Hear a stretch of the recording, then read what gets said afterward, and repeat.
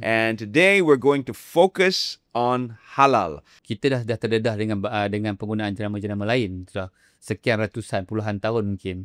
Tapi untuk memberi edukasi ni kepada pengguna ini, ia adalah satu cabaran yang berterusan lah. Potensi kalau dah dapat persijilan halal, potensi pengembangan syarikat tu sebenarnya lagi besar daripada apa yang kita laburkan. Untuk memberi kesedaran tentang penggunaan produk halal ni bukan jatuh kepada pengguna. Ya, ia sangat fokus kepada pengeluar. Pengeluar perlu jujur. Halal mungkin halal, itu tak petikai kan. Cuma adakah halal dan thayyiban sumber makanan yang kita dapatkan? Yeah. Kalau di Malaysia, kalau snack mungkin 75 gram, 100 gram, orang Malaysia suka. Lagi besar lagi suka. Kan? Banyak boleh ulang makan dan sebagainya. Tapi di Jepun berbeza. Unlike negara-negara seperti Indonesia, India for example, concern mereka bukan pada kotak. Betapa murah barang tu lagi bagus.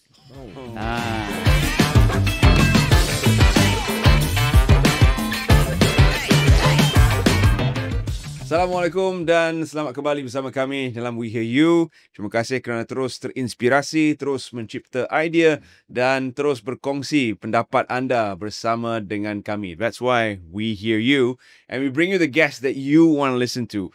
We've got ideas, inspirations and insights all shared by different guests cutting across various business plethora. And today we're going to focus on halal. Now, the halal industry is nothing new in Malaysia, and for the global market as well, halal is a huge marketplace. There are more than 1.5 billion Muslims in the world today, and that number is growing. In fact, the most popular birth name in London as of 2024 was Muhammad. So we're looking at a very, very interesting global expansion taking place like never before. Halal is, of course, the industry that's not just relating to food, but also relating to other segments of society, cosmetics, education, and it cuts across every social dynamic as well. Malaysia merupakan antara negara yang terawal mempromosi dan mempopularkan penjenamaan halal itu melalui JAKIM dan pensijilan yang juga digunakan oleh Tokyo dalam Tokyo Olympics untuk membantu mencapai satu pasaran yang lebih meluas dalam pada atlet-atlet daripada negara Muslim selesa untuk menjamu sera di dalam kawasan-kawasan makanan di sana. Jadi ini merupakan kejayaan besar untuk Malaysia dalam mengeksport jenama dan logo halal itu sendiri. Tetapi apakah pencapaian kita dalam aspek-aspek lain dalam membantu SME untuk merangka peluang perniagaan dalam dunia halal? Dengan itu, saya bersama dengan dua orang tetamu. Encik Aidi Azli bin Wahid merupakan timbalan setiausaha dari Seksyen Pembangunan Halal, Bahagian Pembangunan Franchise dan Vendor bersama dengan KUSKOP atau Kementerian Pembangunan Usahawan dan Koperasi. Dan juga seorang tokoh usahawan halal, Al-Meswak Mukmin Sendirian Berhad, iaitu pengarah urusannya sendiri, Datuk Haji Zaihal Hazri bin Haji Abdul Halim. Terima kasih Datuk Zaihal kerana sudi bersama kami. Thank you. Baik, mukadimahnya daripada Encik Aidi untuk berkongsi tentang fungsi KUSKOP dalam mempromosi industri halal. Sebab selalu kita kaitkan industri halal ni dengan JAKIM semata-mata. Betul. Silakan. Baik, bismillahirrahmanirrahim. Alhamdulillahirabbil alamin. Wassalamu ala asyrafil anbiya'i wa ala alihi washabihi ajmain. Terima kasih Terence kerana Smi Bank juga menjemput kita untuk sesi podcast pada hari ini. Untuk makluman, sebenarnya KUSKOP ni sebenarnya berperanan, khususnya saya daripada Seksyen Pembangunan Halal, Bahagian Pembangunan Franchise dan Vendor. Peranan dan mandat Seksyen Pembangunan Halal adalah kita diperuntukkan peruntukan pembangunan lah daripada kerajaan, Kementerian Ekonomi. Basically kita ada 4 program yang utama lah untuk meningkatkan dari segi potensi halal. Bermula daripada yang pertamanya kita fokuskan kepada bantuan kapasiti usahawan halal. Mana-mana usahawan yang tidak ada persijilan halal, kita bantu sehingga dapat persijilan halal secara ringkasnya. Yang keduanya kita fokuskan kepada kapasiti produk. Syarikat Malaysia yang berdaftar yang ada persijilan halal yang masih aktif, kita bantu dari segi penjenamaan, labeling, packaging dan sebagainya. Dan seterusnya, program yang ketiga ni perlu ada persijilan halal yang masih aktif juga. So kita bantu dalam konteks bantu tingkatkan dari segi produktiviti mereka dari segi bantuan kepada mesin dan sebagainya, automation dan sebagainya, dan akhirnya kita bawa mereka yang export ready ke pasaran antarabangsa. Jadi semua ni sudah pasti ada perincian sedikit daripada KUSKOP sendiri. Apakah mungkin base ataupun asas untuk setiap perniagaan ini memohon insentif dan kerjasama daripada KUSKOP, ataupun adakah KUSKOP sendiri yang akan memantau dan menghulurkan bantuan kepada yang memerlukan dalam semua aspek yang disebutkan tadi? Okay. Of course, dari segi pelaksanaan, sebenarnya untuk makluman, di peringkat KUSKOP kita melantik agensi pelaksana dalam program pembangunan keusahawanan halal ataupun kita panggil PPKH lah. Beberapa agensi yang telah dilantik sebagai agensi pelaksana antaranya SME Bank, kita juga ada SME Corp, kita juga ada Tekun Nasional. Untuk koperasi kita khususkan Institut Koperasi Malaysia, dan juga kita ada Pernas. Ini merupakan rakan strategik kita, agensi pelaksana di bawah KUSKOP untuk melaksanakan program pembangunan halal. Tetapi bukan semua keempat-empat program yang ada ini dilaksanakan oleh kesemua agensi. Sebagai contohnya untuk program yang pertama tadi, KUSKOP melaksanakan sendiri dan juga Pernas. So dari segi pelaksanaan dan sebagainya, apa yang kita buat adalah kita melalui kerjasama agensi dan sebagainya, kenal pasti syarikat-syarikat yang berpotensi, ataupun dalam istilah KUSKOP kita melihat fokus pada usahawan.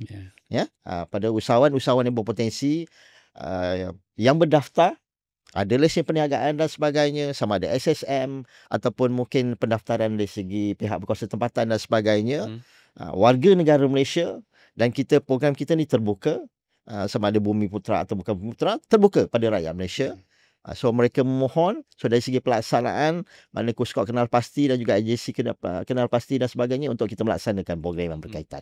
Yeah, so we can see that the halal industry is not just for Muslims by Muslims, but also non-Muslim organizations who want to get into the halal industry can do so. Pathways are created via KUSKOP. Jadi kepada siapa saja rakyat Malaysia yang ingin berkecimpung dalam industri halal ini, sudah pun ada cara untuk melakukannya dan roadmap yang telah disediakan oleh KUSKOP dan agensi-agensinya. Kita beralih ke Datuk Zaihal yang sudah lama berkecimpung dalam dunia perniagaan, pengarah urusan Al-Meswak Mukmin Sendirian Berhad. Datuk Zaihal mungkin boleh bercerita sedikit tentang bagaimana Datuk boleh bermula dalam dunia perniagaan terlebih dahulu. Okay, terima kasih Terence. Saya mengucapkan ribuan terima kasih kerana menjemput saya pada hari ini. Bercakap tentang syarikat Al-Meswak Mukmin Sendirian Berhad ni, telah berada dalam pasaran selama hampir 23 tahun. Ya. So jenama Mukmin ni lebih dikenali sebagai pengeluar ubat gigi, iaitu barang-barang kepenggunaan yang lain. Saya berkecimpung dalam bisnes halal ataupun specifically pada dalam brand Mukmin ini bermula pada tahun 2012 kerana saya mengambil alih syarikat ini. Walaupun syarikat ini dah lama, brand dah lama, saya mengambil alih syarikat ini dan officially pada 2012 saya mengambil alih sepenuhnya lah syarikat ini kerana melihat peluang, terutamanya pengeluaran ubat-ubat gigi ataupun barang-barang kepenggunaan. Kebanyakan orang-orang Bumi Putra ini ataupun peniaga Bumi Putra hanya memfokuskan kepada pengeluaran makanan, tapi kita fokuskan kepada selain daripada pengeluaran barang-barang makanan. Itulah antara inspirasi ataupun perjalanan awal saya dalam perniagaan itu, specifically pada Al-Meswak Mukmin Sendirian Berhad ni lah. Sejauh mana pada ketika itu, pada pendapat Datuk Zaihal, maklumat berkaitan dengan produk-produk yang digunakan oleh orang dalam aktiviti seharian seperti ubat gigi, sabun mandi dan sebagainya, yang memerlukan penjenamaan halal? Kerana kalau kita melihat dari segi dasar, dari segi asasnya kan, produk-produk macam ni mungkin kita ambil sambil lewa sahaja. Betul. Dan tidak mengindahkan penghalalan sijil halal yang digunakan itu. Jadi pendapat Datuk tentang kesedaran orang pada ketika itu? Ya, sebenarnya kesedaran orang pada ketika itu atau pengguna lah specifically, mereka tidak tahu bahawa barang-barang kepenggunaan ni perlu juga certification atau persediaan halal.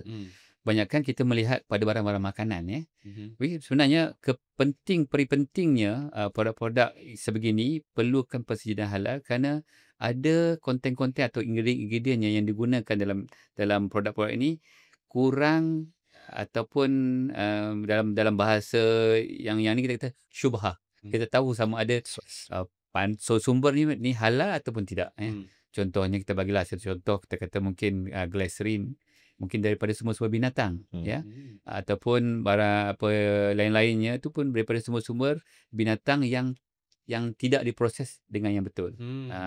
Sebab itulah Al-Mesok pada ketika itu kita keluar dengan tema mencari yang halal itu adalah fardu. Kita ingin memberi satu education ataupun pengetahuan pada pengguna bahawa barang-barang kepergunaan ini juga penting dari sudut mengenal pasti ianya halal, betul-betul halal dan selamat dipakai untuk especially umat Islam lah, ya.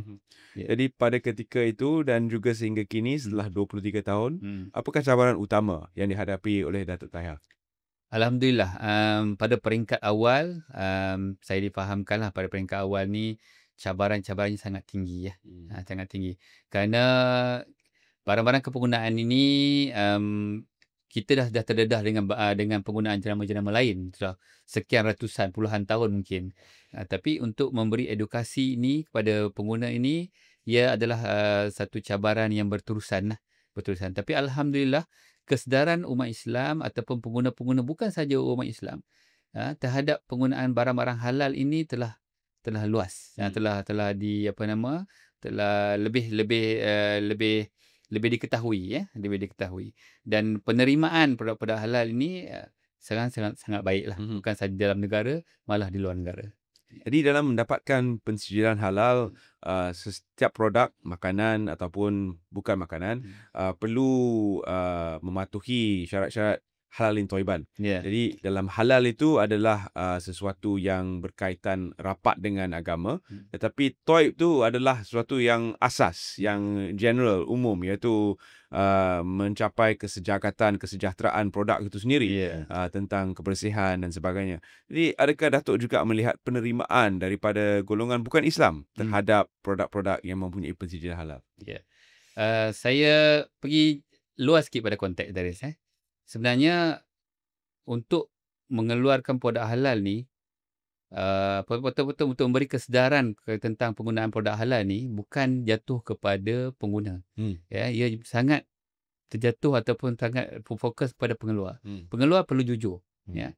Dari segi pengeluaran ni, produk ni bermula daripada sumber itu datang daripada mana. Sumber bahan mentah itu datang daripada mana, kemudian macam mana cara dia proses, dan akhirnya bila produk ini dijual, untuk menghantar dia tu pun perlu menggunakan satu kaedah yang boleh katakan halalan thayyiban. Kita mungkin berkata barang dah siap untuk hantar kepada kedai, mungkin kita boleh hantar dengan kaedah-kaedah yang sama dengan yang lain. Tapi cuma bagi saya lah, proses itu perlu berterusan sehingga kita pastikan produk itu sampai kepada pengguna itu adalah halalan thayyiban. Itu tanggungjawab kita. Ya. Setengah pengeluar tidak, dia hanya melihat satu proses sahaja. Itu satu konteks. Kemudian kalau kita tengok sekarang ni kesedaran untuk penggunaan barang-barang halal ini lebih diterima oleh orang Islam, tapi penerimaan juga terbuka luas pada bukan golongan Islam. Seperti mana yang kita lihat kalau kita pergi ekspor barang kita di luar negara, orang-orang di Eropah sana lebih mementingkan halal dan kosher. Bila kosher ini juga terlibat dengan halal. Ya. Mereka ingin memastikan bahawa produk ini betul-betul bersih, selamat dan berkualiti untuk dipakai. Jadi kesedaran daripada orang-orang bukan Islam ni sangat tinggi sekarang. Kita boleh lihat tadi yang saya bincangkan di luar sana tadi, bahawa figure ataupun orang kata peluang dalam sektor halal ni sekarang ni lebih kurang dalam 10 trilion ringgit. Ya, sangat besar. Jadi maknanya bukan saja umat Islam, malah bukan Islam pun juga menerima konsep halal ini dengan lebih terbuka. Baik, Encik Adi, dari situ kita boleh melihat kepentingan pensijilan halal dan ingin kita kupas sedikit tentang syarat-syarat yang diperlukan untuk memohon pensijilan halal tersebut. Baik, terima kasih Terence. Program yang pertama, program pembangunan kapasiti usahawan halal. Mana kita bantu usahawan yang tidak ada persijilian halal untuk mendapatkan persijilian halal. So syarat asasnya seperti mana yang tadi saya utarakan pada awalnya tadi, mestilah syarikat tu berdaftar sama ada melalui SSM, PBT atau mana-mana ordinan yang berkaitan di peringkat negeri. Itu syarat asas. Ya, mana syarikat yang sah. Yang keduanya, memenuhi penarafan. Maknanya penarafan di peringkat kebangsaan lah. Sebagai contohnya di SME Corp, agensi kita. Kita ada takrifkan sebagai contohnya syarikat berkategori mikro. Maknanya segi pendapatan tahunannya mungkin 300,000 dan kurang dan sebagainya. Mikro, kecil, sederhana, setiap satu tu dia ada penarafan yang tertentu lah. Okey. Yang seterusnya adalah warga negara Malaysia. 100%. Okay.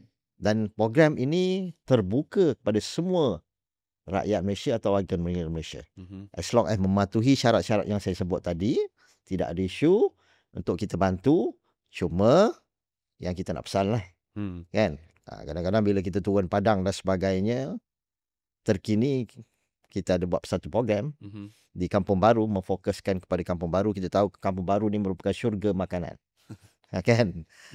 Dan difahamkan di Kampung Baru kalau ikut kajian ada lebih kurang 11 negara, pelancong daripada 11 negara yang menjadi tumpuan bila nak cari makanan sumber halal khususnya. Salah satunya adalah Kampung Baru. So kita nampak dari segi potensi itu. So kita nak menggesa lah. Sebagai contohnya sebenarnya Asrat kita ni, selalu contohnya sebab Kampung Baru adalah yang terdekat. Dan juga kawasan-kawasan yang lain dan sebagainya, usahawan untuk mohon persijilan halal. Sebab berdasarkan syarat-syarat yang kita tetapkan, sebab kita ada geran. Geran yang kita tawarkan untuk program pertama itu adalah maksimum RM10,000. Dan skop yang kita cover termasuklah dari segi yuran perundingan. Yang ni dari segi kosnya kita kawal lah. Ya? Kemungkinan kalau ada juga di kalangan usahawan yang pernah mendapatkan bantuan rundingan sendiri di luar. Tapi kos tu kita tak kawal. So mungkin ada yang dapat RM15,000, RM20,000 dan sebagainya. Tapi dalam konteks kita kawal. Yang seterusnya, skop yang kita tentukan dalam itu adalah sebagai contoh, kalau perlu sedikit renovasi. Contohnya dapur. Kan? Untuk memenuhi keperluan halal dan sebagainya. Yang tu pun kita cover. Dan juga bayaran persijilan tu sendiri. Persijilan sebenarnya tak mahal. Dia sebenarnya dia ikut skim lah. Kalau ikut JAKIM, lebih kurang ada 9 skim. Salah satunya adalah premis makanan, ataupun mungkin kita produk makanan, barang gunaan seperti mana Datuk keluarkan dan sebagainya. Dan kita ada pharmaceutical device dan sebagainya, logistik dan sebagainya. So, sekadar mungkin setahun dalam 200 ataupun 300 berdasarkan skim yang tadi. So, dari segi amount tu sebenarnya tak besar. Tetapi sebenarnya kita nak tekankan kepada usahawan, potensi kalau dah dapat persijilan halal, potensi pengembangan syarikat tu sebenarnya lagi besar daripada apa yang kita laburkan. Okay. Tapi ada usahawan PKS yang mungkin bertanya, saya ni usahawan kecil-kecilan je. Saya punya target market pun tak kisahlah, dia 50-50. Ada yang Islam, ada yang bukan Islam. Dan produk saya dijual oleh saya sendiri. Saya orang Islam. Takkanlah orang nak ragu-ragu saya jual benda bukan halal pula. Jadi perlukah saya memohon pensijilan halal? Okey, itu pandangan yang umum lah. Betul. Kadang-kadang kita merasakan bahawa kita ni orang Islam, kita gunakan sumber yang halal. Yang kita yakin, keyakinan kita. Tapi realitinya adalah halal mungkin halal. Itu tetap tikai kan. Cuma adakah halal dan thayyiban sumber makanan yang kita dapatkan? Contoh ayam lah. Ayam yang kita dapatkan ni, adakah kita beli daripada penyembelih yang ditauliahkan oleh Jabatan Veteriner dan sebagainya, dan orang Islam yang sembelih? Itu yang pertama. Dan juga kita ragu-ragu adakah sumber, contohnya lah kan, saya bukan nak menimbulkan kontroversi, ini sekadar contoh. Tak di satu negeri ini podcast memang kena ada sedikit kontroversi. Contohnya, baru-baru ni kita turun di Sarawak. Kita buat libat urus dengan Jabatan Agama Islam Sarawak lah. Di Sarawak sebelum ni dia ada isu sedikit lah. Di Lawas. Dia panggil ayam kotak putih. Sangat famous. Bila ayam kotak putih ni, kadang-kadang kita tertanya, sumbernya adalah mana? Adakah halal atau tidak? Sebab kadang-kadang kepaknya datang pieces, kakinya datang secara berasingan. Oh. Itu yang dipanggil ayam kotak putih. Tapi alhamdulillah, hasil daripada inisiatif yang dijalankan oleh JAI Sarawak, ayam kotak putih tidak ada lagi di kawasan yang tertentu tersebut. Tapi mungkin di Lembah Kelang, kita tahu kan kadang-kadang kita pergi kedai runcit yang kecil dan sebagainya, kita ada ayam, saya panggil ayam tong oren lah. Tong oreng. Dalam tong oreng Ayam tong oren.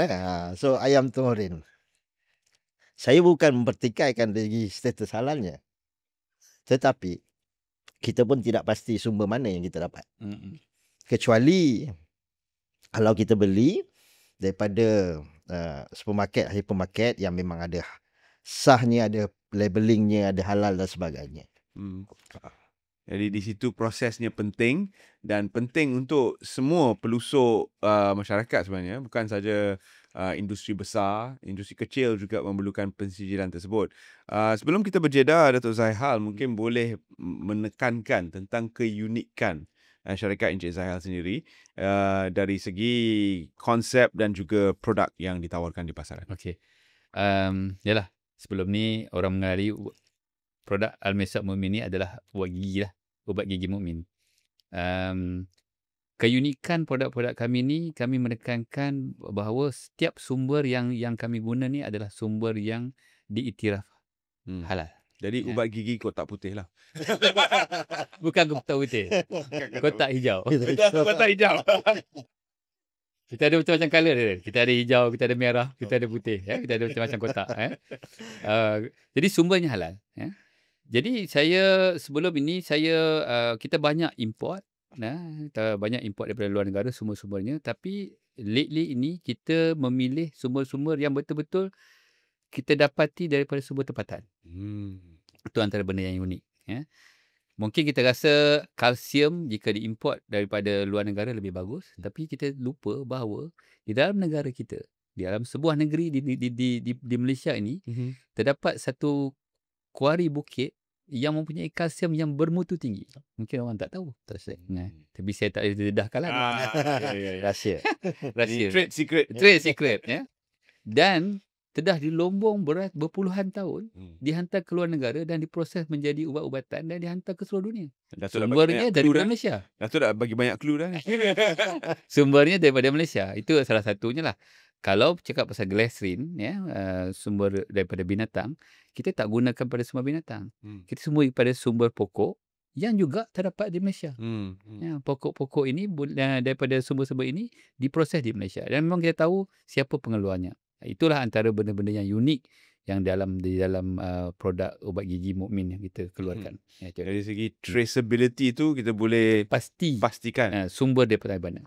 Dan ini penting dalam persediaan halal.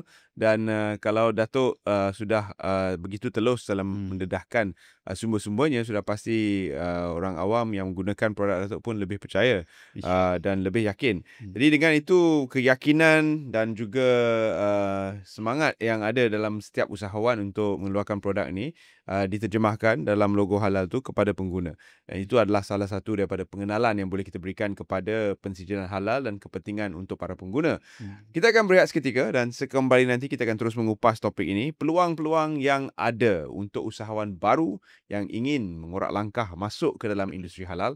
Apakah yang anda perlukan dan di manakah anda boleh bermula? Jangan ke mana-mana, terus setia bersama kami. We hear you, we back right after this. Welcome back to We Hear You. We're talking about the halal industry and its global reach. So it's a huge market, and I'll just reiterate, 1.5 billion Muslims. But of course, these are not just the target market space. There's also a huge and growing interest in halal products because of Toib, which is, of course, a focus on cleanliness and source and traceability, which is now being made global. So a lot of people are also interested in how clean and how high quality products are because of the halal logo. So on that notion, it's time to talk international and global expansion. Encik Aidi, apakah peluang pasaran antarabangsa yang sedia ada untuk produk-produk halal yang dihasilkan oleh usahawan tempatan? Baik. Terima kasih Terence. Untuk makluman, Alhamdulillah tahun ini sebenarnya kita mensasarkan 8 program. Kita panggil program promosi ekspor. Program promosi ekspor ni sama ada dalam konteks penglibatan KUSKOP dan juga agensi sebagai dalam mana-mana trade event. Sebagai contohnya, antaranya yang saya boleh kongsikan lah. Kita ada insyaAllah bulan 4 ni, bulan April ni kita ada FHA Singapore, Food and Hotel Singapore, kita ada TIFEX Sanuga, kita ada Saya Shanghai, dan selepas tu kita ada World Expo Osaka. World Expo Osaka ni bukan hanya fokuskan pasaran Jepun, tapi seluruh dunia akan berkumpul di situ selama 6 bulan. So tuan-tuan boleh bayangkan dari segi potensinya sangat besar. Dan selepas tu insyaAllah kita akan kembali bulan 9, kita ada MIHAS di KL, disusuli dengan insyaAllah kita ada KA Expo, iaitu China ASEAN Expo di Nanning, dan pada bulan 10 nanti kita ada Anuga di Cologne, Germany. Ini adalah program-program yang kita telah rancang di bawah program pengantarabangsaaan halal KUSKOP untuk bawa usahawan yang export ready. Export ready ni banyak kriteria lah. Antaranya dari segi produknya, dari segi produk, dari segi sama ada perkhidmatan dan sebagainya, dan juga kita kena tengok dari segi potensi sesuatu produk lah. Dan selain daripada potensi produk, kita tengok kesesuaian mengikut negara-negara yang kita akan masuk. Dan juga of course kita akan tengok juga dari segi komitmen pengurusan. Sebab ada juga syarikat-syarikat di Malaysia, dia claim dia export ready. So bila kita buat pitching session, pemilihan usahawan bersama dengan agensi-agensi kita dan sebagainya, tim ekspor pun tak ada. Dialah seorang yang menguruskan. Dia yang pergi ke luar negara, dia yang deal dengan buyer di luar negara dan sebagainya. Tetapi bagaimana nak conclude sale, nak continuity dan sebagainya, sustainability tu. Kan? So dari segi komitmen itu tak ready. Bila kita tanya sebagai contohnya, dah pergi mana-mana kursus pembangunan kapasiti di bawah Matrix? Belum lagi. Dah jadi Matrix members? Belum lagi. So pada kita belum export ready. Dan juga usahawan juga atau syarikat mesti bersedia mengeluarkan sedikit kos. Sebab kerajaan kita tidak cover keseluruhan kos tu. Dari segi bayaran, penyertaan, bos apa semua kerajaan akan cover. Which is sebenarnya portion tu sebenarnya agak besar. So logistik dan sebagainya, custom clearance insyaAllah kita akan bantu juga. Tapi yang perkara-perkara lain yang melibatkan penginapan, penerbangan dan sebagainya di peringkat usahawan. So kesesuaian produk ni sebenarnya sangat-sangat kritikal untuk kita bawa kepada pasaran yang tertentu. Contoh, kalau kita nak pergi Jepun, kita nak katakanlah kita nak jual snack.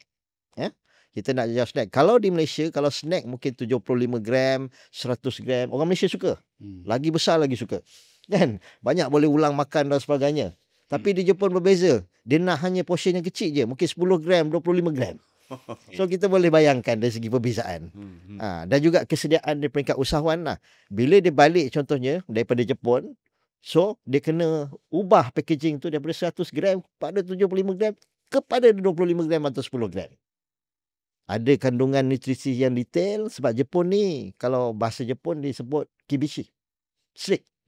Kan? Mana kalau you boleh comply dengan requirement daripada pihak berkuasa di Jepun, insyaAllah peluang you untuk expand ke other market tu sebenarnya agak fleksibel dan lebih besar.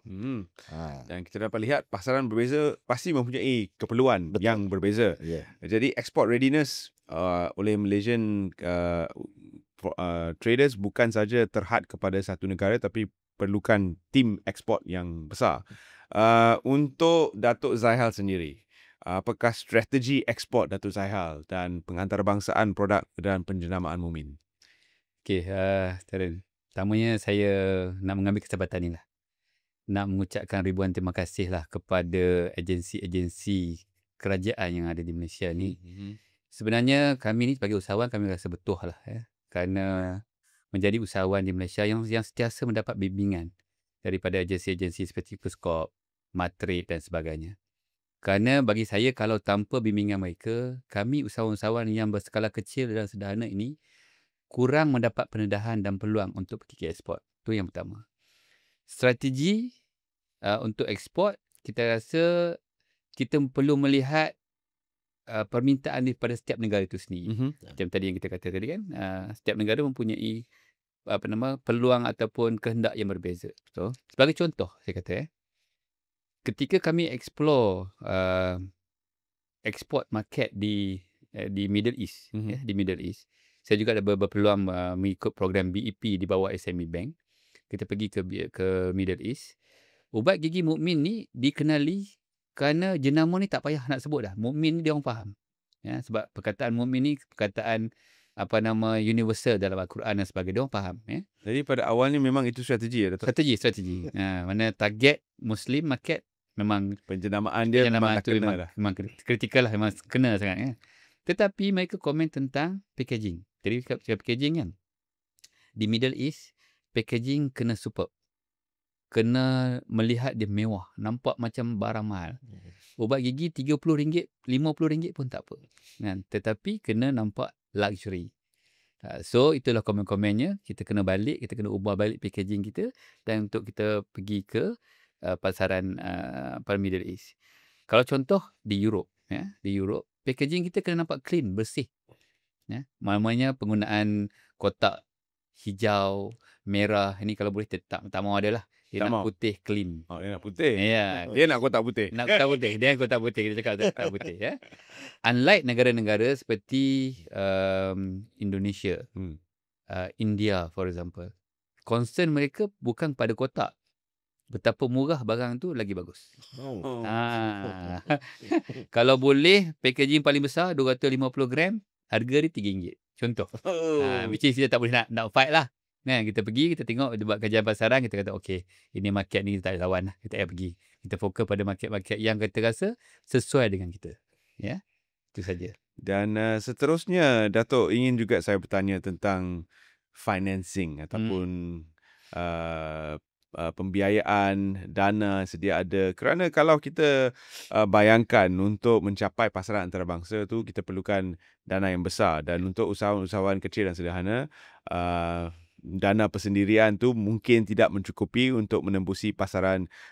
Kalau kita nak tengok pasaran paling dekat lah dengan kita, Singapura pun dia punya syarat-syarat dan piawaian yang diperlukan adalah agak banyak. Dan daripada situ kos akan digunakan untuk memenuhi setiap piawaian tersebut.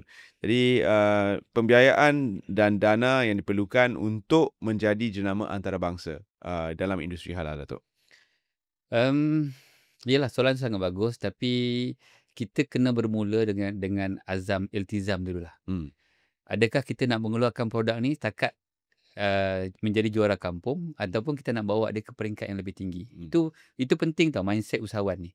Bagi saya, kita perlu mempunyai mindset yang positif lah untuk bawa produk kita ni, jenama kita ni ke peringkat antarabangsa, kerana market di sana lebih luas. Pasaran Malaysia mungkin 30 juta. Pasaran di luar lebih banyak, lebih hebat dan sebagainya.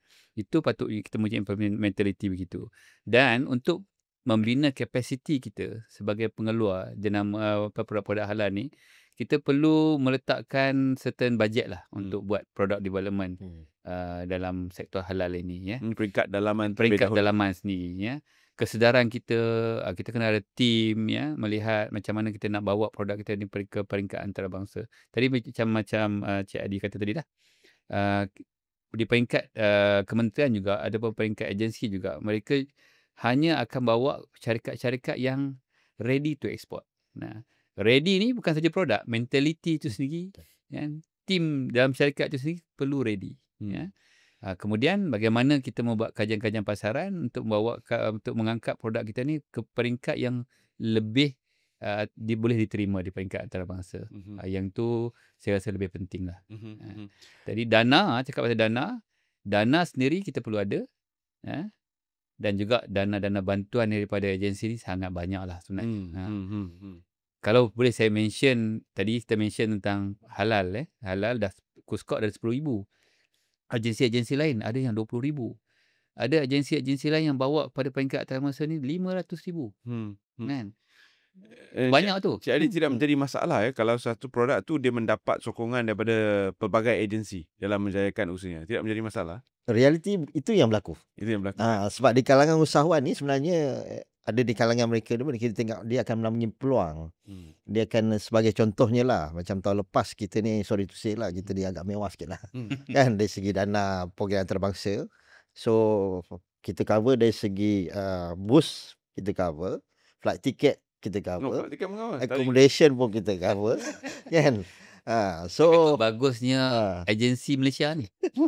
Semua cover. Tetapi bermula tahun ini, of course lah, kita kena ni lah, kita nak bagi peluang lebih banyak pada usahawan yang dapat participate join dengan kita. So kita cover dari segi kos-kos yang utama lah. Sebab flight ticket, accommodation tu sebenarnya dia orang boleh claim melalui EMDG di bawah matrik. So peluang tu ada sebenarnya. So tak ada isu. Usahawan tu sebab mungkin dilahirkan asalnya di bawah agensi A. Tapi dari segi pengembangan, dana tidak ada di agensi A, dia berpindah kepada agensi B dan seterusnya. So itu realiti yang berlaku di Malaysia lah. Tapi kita kena berhati-hati. Ada di kalangan usahawan ni adalah grantpreneur. Cari grant je. Dia cari grant je. Free flight preneur. Ada juga sebab kadang-kadang pengalaman kita, dia mohon sebagai contoh ni, experience sebenar ya. Dia mohon grant untuk inovasi, termasuk machinery dan sebagainya. Kita pergi kilang dia. Pergi kilang dan sebagainya, kilang yang sepatutnya buat roti. Kita tahu kalau kilang buat roti, buat cookies dan sebagainya, masuk-masuk memang bau roti. Tapi ni tak ada bau roti. Dia kata itu production dia stop. Lepas tu kita tengok kilang pun bersawang, mesin pun tak ni, roster dia pun tak update dan sebagainya, yang tahun lepas punya cerita dan sebagainya. So kita risau mereka ni adalah bukan yang entrepreneur yang asli. Takut dia jadi grandpreneur. Tu yang kita risau. Dia cuma sewa sebentar lah. Kilang sama orang lain. Dan dari sini kita boleh lihat pelbagai agensi boleh membantu ya. Jadi bukan satu agensi sahaja. Dan untuk pergi lebih jauh perlukan bimbingan dan sokongan. Daripada pengalaman Datuk Zahil sendiri bersama dengan SME Bank, apakah jenis bimbingan dan sokongan yang diterima untuk menjadikan jenama Mukmin ini satu jenama antarabangsa? Kalau nak cakap tentang SME Bank ni, saya ada soft touch sikit lah dengan SME Bank ni. Kerana bukan permulaan bisnes saya dengan SME Bank ni bukan dengan Al-Miswak Mukmin ni. Bermula dengan penubuhan sebuah klinik gigi isteri saya lah. Way back tahun 2002. Ketika agensi-agensi lain, bank-bank lain tidak, yalah kita orang baru dalam industri yang tidak, orang kata apa, tidak memberi perhatian terhadap bisnes ini. SME Bank adalah satu agensi yang menyambut kami. Kami dapat pinjaman pertama sebanyak RM100,000 untuk pembelian kursi ubat gigi. Kursi dental chair tu lah. RM100,000. Kemudian kita berkembang daripada situ, berkembang. Kemudian bila saya masuk dalam SME, dalam Al-Miswak Mukmin Sdn Bhd ni pun, SME Bank juga menyambut. Saya mendapat bantuan sebanyak 17 juta. Alhamdulillah. Untuk pembangunan kilang baru saya di Pulau Pinang. So banyak insan-insan yang berjasa dah dalam SME Bank yang terlibat. Termasuk dengan CEO yang sekarang ni, Cik Hardi, banyak membantu saya dalam mengembangkan bisnes saya. Inilah kalau cakap pasal SME Bank, kita ada sikit soft touch sikit lah, kita kata kan. Ketika orang mana tak nak sambut, dia orang sambut kita. Membantu betul-betul. Dan inilah keunikan suatu organisasi yang benar-benar ingin membantu dan telah pun ditubuhkan untuk membantu sebenarnya. Jadi hasilnya usahawan-usahawan berjaya seperti Datuk Zahil sendiri sudah pasti akan cuba untuk membantu usahawan lain juga dengan program begini yang menonjolkan pengalaman Datuk dan juga nasihat kepada usahawan-usahawan yang baru. Itulah Terence, saya sebenarnya sibuk. Tapi bila SME Bank jemput untuk datang buat podcast ni, daripada jauh Pulau Pinang saya datang. Alhamdulillah. Ni orang Penang lah. Sama lah kan. Orang kampung ya. Orang kampung. Ya, kalau bahasa utaranya kata hemoy lah. Hemoy.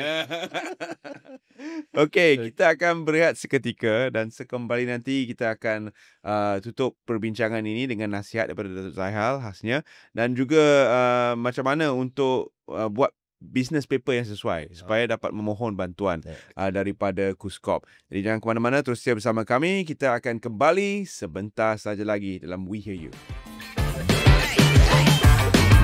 Kembali bersama kami dalam We Hear You, episod yang memberi penekanan kepada industri halal. Kadang-kadang kita rasa susah untuk menembusi pasaran halal sebab banyak proses, banyak prosedur yang diperlukan, dana yang besar dan sebagainya. Namun dalam perbincangan ini kita dapat lihat ada agensi yang akan membantu anda, ada bank yang boleh menghulurkan dana. Jadi sebenarnya telah dimudahcarakan untuk semua usahawan terlibat dalam industri halal ini. NCID untuk usahawan-usahawan baru dan juga usahawan sedia ada yang mungkin belum lagi mendapat pensijilan halal, apakah prosedurnya untuk mereka mendapat pensijilan dan seterusnya bantuan untuk mengembangkan perniagaan dalam industri halal ni? Baik, terima kasih Terence. Baik, untuk usahawan-usahawan yang berminat memohon pensijilan halal, boleh memohon melalui portal KUSKOP, www.kuskop.gov.my. Kita ada mini site, mini site halal. So dalam tu ada permohonan, ada geran dan sebagainya, ada borang permohonan.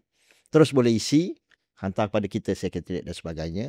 Daripada situ kita akan tapis dan sebagainya ikut kesesuaian kapasiti syarikat berdasarkan saiz mikro, kecil dan sederhana, dan kita akan salurkan maklumat tersebut kepada agensi-agensi pelaksana kita. So dalam konteks ini, untuk kalau dah daftar bawah kita, tu salah satu kaedah lah. Yang keduanya, kalau nak tahu dari segi promotion dan sebagainya, sama ada media sosial KUSKOP sendiri, termasuklah sama ada Facebook, Instagram dan sebagainya. Kalau ada program-program lain yang kita turun padang, contohnya kita buat bengkel kesedaran dan bimbingan halal dengan kerjasama rakan-rakan strategik. Sebab dunia sekarang kita tak boleh bekerja in silo. So kena bekerjasama dengan agensi strategik. Contohnya, kita buat dengan Jabatan Agama Islam di peringkat negeri, kita buat dengan pihak berkuasa yang mengeluarkan lesen. Authority yang mengeluarkan lesen ni sebenarnya mereka ada say sebenarnya, kan? Untuk approach sebagai contohnya medan-medan selera dan sebagainya. Tu yang kedua. Dan kita ada pengalaman kita bekerjasama dengan salah satu syarikat lah yang agak famous di Malaysia, Grab. Sebab Grab ni mengenal pasti merchant mereka. Mereka ada merchant-merchant yang tertentu yang produce makanan dan sebagainya. So kita buat dengan kerjasama strategik dan sebagainya untuk buat baik bengkel pensijilan halal. So boleh memohon ikut program kita dan sebagainya. Biasanya pengalaman kita dari segi bimbingan ni, kesedaran kita bagi sehari lah, pagi sampai ke petang, sebab kita tahu usahawan ni sibuk. Kadang-kadang ada request dia nak buat separuh hari je. Okey lah, kita trim down lah daripada setengah hari jadi daripada 1 hari sampai setengah hari. Tapi adalah kontranya. Sebab bila setengah hari, so modulnya tak cukup lengkap. Sebab modul yang mereka hadir ni sebenarnya melalui rakan strategik JAKIM, diberi pengiktirafan oleh JAKIM sendiri, itu merupakan salah satu step untuk mereka memohon pensijilan halal. Mana kalau dah ada sijil ni sebenarnya dah jadi mudah lah kat situ. Kan? So mana kena ikut lah dari segi kaedah yang tersebut. Boleh ikut dan sebagainya. Dan kebanyakan yang kita wawarkan dan sebagainya, participationnya majority percuma. Tapi kadang-kadang saya nak share lah. Bila percuma ni kadang-kadang usahawan kita ambil mudah. Allahuakbar. Berdaftar, katakan kita tetapkan kota 80, yang berdaftar 100 lebih orang. Tapi yang kehadirannya 50 orang. Allah. Kan? Ni mentality lah sebenarnya. So kita ada experience kita charge commitment fees tak mahal pun, mungkin RM30, RM50, berbanding dengan nilai yang kita nak bawa. Sebab kita nak tanamkan pada usahawan, bila you ikut program kita, bukan hanya pensijilan ni first step je. You dapat dari segi potential growth untuk syarikat. Contoh, mungkin you berniaga di tepi jalan, keluar makanan dan sebagainya, atau pasar malam dan sebagainya. Tapi tidak mustahil melalui program yang kita buat dengan kerjasama agensi kita, boleh groom you pergi pada licensing, franchise dan sebagainya, dan tak mustahil peringkat antarabangsa. Ini yang kita nak tanamkan. So open, portal ada, media sosial ada, terbuka, tak ada had dan sebagainya. Any programs yang kita wawarkan, boleh participate. Okay, awesome. Dan ini adalah actually quite simple. straightforward dan laman sesawang pun disediakan untuk memudahcarakan anda yang merasakan berada jauh, yang ingin cuba untuk memohon secara lebih mudah dalam pejabat sendiri, di rumah sendiri juga boleh. Sekarang dunia semakin online dan kehadapan. Dalam dunia yang semakin mencabar ni Datuk, dan dalam dunia industri halal ini sendiri, apakah nasihat yang boleh Datuk Zaihal berikan kepada usahawan-usahawan baru yang telah pun mendapat persediaan halal? Apakah langkah seterusnya untuk produk dan pemasaran mereka? Ya. Terima kasih, Ter. Pertamanya kita kena melihat dekat mana kita, akhirnya ke mana kita nak pergi. Visi dan misi kita untuk ke hadapan. Sebenarnya kalau kita bercakap tadi tentang pasaran yang sangat luas dalam industri halal ni, cubalah grab. Cubalah ambil peluang ni, explore bagaimana untuk kita mengambil peluang yang pasaran yang sangat besar ini. Halal sangat diterima di luar sana, pergilah. So untuk orang-orang yang baru ni, tanamkan visi dan misi untuk terus mengangkat pensijilan halal ni atau produk yang beriktiraf halal ni ke peringkat yang lebih tinggi. Kerana Malaysia boleh dikatakan sebagai hub semula produk-produk halal. Bagi mereka yang sudah di dalam industri tapi masih belum mempunyai pensijilan halal, datang, come forward, teruslah buat pensijilan halal, angkatlah produk anda ke peringkat yang lebih tinggi. Itu nasihat saya lah. Dan juga kepada mereka yang sudah ada pensijilan tapi masih belum melakukan strategi pemasaran. Apakah yang mereka perlukan? Sebab penjenamaan halal ni dah ada. Bagaimana untuk mewawarkan kepada orang ramai bahawa kini saya sudah mendapat pensijilan halal. Social media satu platform yang bagus untuk digunakan untuk mewawarkan tentang produk kita ni, setelah mempunyai uniqueness kepada pesaing-pesaing yang lain. Maknanya gunakanlah media-media sosial dan sebagainya. Kemudian apa lagi? Saya kata mungkin boleh berkolaborasi dengan jenama-jenama yang sudah ada di pasaran, yang halal juga. Kita boleh pergi bersama-sama untuk membawa produk ini ke peringkat yang lebih tinggi. Dan selain daripada itu, strategi seperti penajaan dan sebagainya, adakah itu juga membantu pada pendapat adalah? Yalah, penajaan juga boleh memainkan peranan, tapi Terence, semuanya saya nak bagi orang faham. Kadang-kadang penajaan ini mungkin usahawan-usahawan kecil ni tidak mampu. Mungkin kolaborasi mungkin boleh. Sebagai contoh, saya nak bagi contoh. Ada satu restoran ni, restoran fried chicken yang baru dibuka. Dia datang approach kita. Dia kata dia nak buat gift kepada anak orang-orang pembeli ni, kanak-kanak ni, menggunakan produk-produk Mukmin. For example, kan? Sebab dia tahu kalau Mukmin sudah ada jenama, yang nama yang telah dikenali, kalau dia boleh kolaborasi dengan kita, orang akan lebih percaya pada produk dia tu, boleh mengangkat produk ke peringkat yang lebih tinggi. Satu lagi, mungkin dia boleh datang pada kita untuk bekerjasama. Sebagai satu contoh, satu brand yang baru sekarang ni, produk dia sudah halal, cuma cabaran yang dia ada sekarang ni adalah market penetration. Nak masuk ke pasaran ni sangat mencabar. Mungkin susah orang penjual-penjual di luar sana nak menerima produk dia kerana jenama dia tak kuat, walaupun ada persediaan halal. So apa yang kita buat sekarang ni, kita bantu mereka bersama-sama menggunakan platform kami yang sedia ada ni. Kita dah 20 tahun. Kita dah ada lebih daripada 20,000 outlet yang kita masuk. Kita bawa usahawan-usahawan kecil ni bersama-sama dengan kita untuk ke pasaran-pasaran yang kami yang sudah ada ni. Walaupun mereka ni boleh dikatakan sama produk dengan kami, boleh menjadi kompetitor kepada kami, tapi kami membantu mereka bukan sekata silap hati, maknanya special collaboration, supaya satu hari jenama ini atau produk-produk ini juga boleh berdiri sama tinggi dan duduk sama rendah dengan produk kami. Daripada apa yang kita bincangkan, juga daripada tamu-tamu lain, kita melihat semakin besar suatu jenama dan organisasi itu. Tuan punya organisasi ni semakin berbesar hati juga untuk menolong dan membantu usahawan-usahawan lain. Jadi inilah keunikan usahawan-usahawan di Malaysia ni, sangat suka berkolaborasi dan membantu generasi seterusnya. Dan akhir kata mungkin daripada KUSKOP sendiri tentang peluang yang sekiranya dalam tahun 2025 ni kita menjadi revolusi ASEAN peluang untuk jenama-jenama baru bergerak dan mencapai pasaran yang sangat luas? Tahun 2025 ni merupakan tahun pelaksanaan akhir rancangan Malaysia ke-12. Dan tahun 2026 akan bermula satu episod baru rancangan Malaysia ke-13. Kita masih ada lagi peruntukan dan alhamdulillah tahun ini berbanding tahun lepas kita diperuntukkan sejumlah amount yang lebih besar berbanding tahun lepas. Suka cerita mungkin saya boleh kongsikan tahun ini kita ada 17 juta. Kan? Sama empat program yang kita ada dari segi pembangunan kapasiti usahawan, persijilan tu sehinggalah program peringkat antarabangsa. Peluang sangat terbuka di luar sana. Cuma kita tengok kesesuaian, mana usahawan-usahawan tengok kesesuaian, sama ada yang belum ada persijilan, mulakan daripada sekarang. Kalau yang dah ada persijilan, mungkin perlukan penambahbaikan dari segi labeling packaging pun kita tak ada tawarkan. Kalaulah sebagai contoh dah pergi antarabangsa tetapi ada kekangan dari segi machinery, pun kita ada geran dalam konteks itu.